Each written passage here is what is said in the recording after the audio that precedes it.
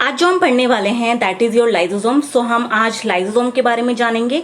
ठीक है, पिछली क्लास में हमने गोल्गी बॉडीज़ के बारे में पढ़ा था, आज हम पढ़ने वाले हैं लाइजोसोम्स के बारे में। तो सबसे पहली बात तो ये है कि इसके बारे में जो ढूंढा था, जिसने लाइजोसोम को ढूंढा था, he was Christian de Duve. ठीक है, तो this name is very important, remember about it that it was founded by Christian de Duve. Okay, so आगे बढ़ने से पहले एक दिमाग में क्वेश्चन आता है कि व्हाट इज लाइसोसोम। तो lysosome are membrane bound cell organelle that contains digestive enzyme that have capability to break down many types of biomolecules. तो ये एक मेम्ब्रेन बाउंड सेल ऑर्गेनेल है, मतलब मेम्ब्रेन प्रेजेंट होती है। ठीक है, एंड इसके अंदर डाइजेस्टिव एंजाइम्स प्रेजेंट होते हैं जिसकी कैपेबिलिटी होती है to break down the biomolecules into smaller pieces. Biomolecules like your protein, starch, carbohydrate, तो इस तरह के बायोमोलिक्यूल्स को ये पीसेस में कन्वर्ट कर देता है, जो आपका लाइसोसोम्स होता है, right. So it is membrane bound. Now it is also known as your suicidal bags. इनको हम सुसाइडल बैग्स कहते हैं। And why do we called it suicidal bags, वो भी आगे की स्लाइड्स में मैं आपको बताऊंगी कि हम इन्हें सुसाइडल बैग्स क्यों बोलते हैं। ठीक है, बट यहाँ पे ध्यान रखिए कि इसको हम सुसाइडल बैग्स भी बोलते हैं। Now let's have a look on the structure of it. इसका स्ट्रक्चर कैसा होता है, मेम्ब्रेन बाउंडेड स्पेरिकल और सैक लाइक ऑर्गेनल। तो ये मेम्ब्रेन प्रेजेंट होती है विच इज ऑफ फॉस्फोलिपिड। जैसे सेल ऑर्गेनल में फॉस्फोलिपिड बाइलेयर थी ना, इसी तरह यहाँ पे भी मेम्ब्रेन जो होती है वो फॉस्फोलिपिड की होती है। It is spherical in shape और सैक लाइक ऑर्गेनल। ठीक है, और जो अंदर का जो रीजन होता है लाइसोसोम का, उसको हम ल्यूमेन बोलते हैं, जिसका पीएच अराउंड 4.5 से लेके 5 तक होता है। ठीक है, अभी मैं आपको इसका स्ट्रक्चर दिखाऊंगी, then this point will become clear to you कि ये हो क्या रहा है, मतलब इसका स्ट्रक्चर कैसा है। So see this is the structure, you can see it is spherical in shape, sac like structure and membrane present है विच इज ऑफ फॉस्फोलिपिड। इसके अंदर डाइजेस्टिव एंजाइम्स प्रेजेंट हैं। ठीक है, और जो खाली स्पेस है उसको हम ल्यूमेन बोल रहे हैं, जिसका पीएच है 4.5 से लेके 5 तक। तो basically it is acidic in nature.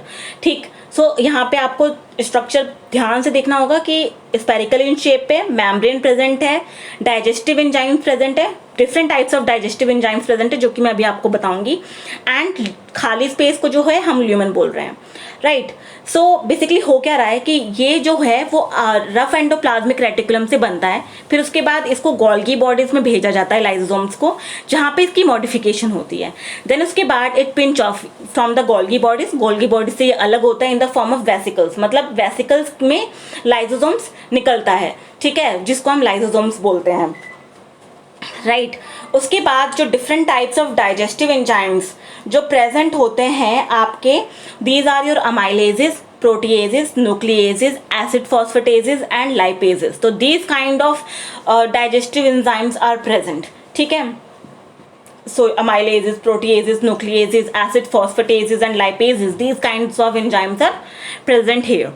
Okay, अब है कि लाइसोसोम को सुसाइडल बैग क्यों बोलते हैं। ऐसा होता है जब सेल जो है, आपका जो सेल है, जब वो इंजर्ड हो जाता है या फिर वो डेड हो जाता है, तो ये हाइड्रोलिटिक एंजाइम सेल में निकल जाते हैं, मतलब दे बर्स्ट ओपन, लाइसोसोम बर्स्ट होता है और उसके अंदर का जो हाइड्रोलिटिक एंजाइम है वो सारा सेल में आ जाता है, जिसकी वजह से वो जो सेल होता है वो अपने आप को ही मार देता है, इट किल इट itself.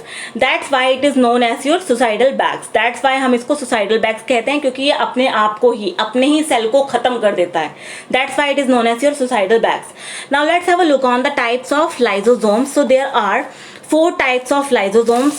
सो हम उनके बारे में जानेंगे। तो सबसे पहले आपका आता है प्राइमरी लाइसोसोम्स, जिसको हम स्टोरेज ग्रैन्युल्स भी बोलते हैं। These are smaller in size, these are inactive. Actually होता क्या है कि ये गोल्गी अपरेटस से निकलता है, इसके अंदर हाइड्रोलिटिक एंजाइम्स तो प्रेजेंट होते हैं पर दे आर इनएक्टिव।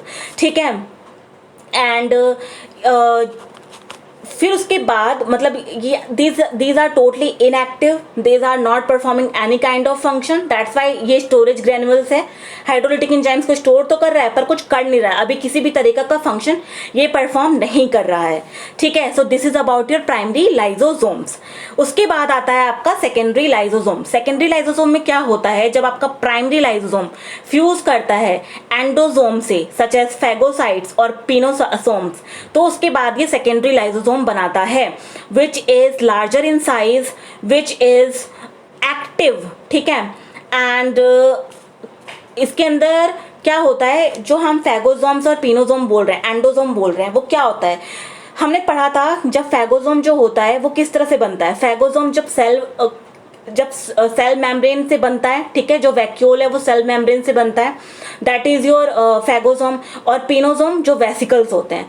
तो बेसिकली क्या होता है कि जो प्राइमरी लाइसोसोम्स हैं वो फैगोसोम, जो ये सेल मेम्ब्रेन से बना है फैगोसोम, उससे जब अटैच होता है या फिर वेसिकल से अटैच होता है तो वो सेकेंडरी लाइसोसोम बनाते हैं। जैसे you can C in the structure कि बैक्टीरिया अंदर घुसा और जो उसकी वॉल है वो सेल मेम्ब्रेन से बनी फैगोसोम, ठीक है। उसके बाद आपका जो लाइसोसोम है वो उससे अटैच हुआ, जब वो अटैच हुआ फैगोसोम से तो इसने क्या बनाया, सेकेंडरी लाइसोसोम। जब सेकेंडरी लाइसोसोम बनाया तो व्हाट विल हैपन, जो ये इसके अंदर की जो चीजें उसको खत्म कर देगा और आउट ऑफ द सेल करेगा बाय एक्सोसाइटोसिस, तो बाहर फेंकेगा चीजों को बाय द एक्सोसाइटेसिस, ठीक है।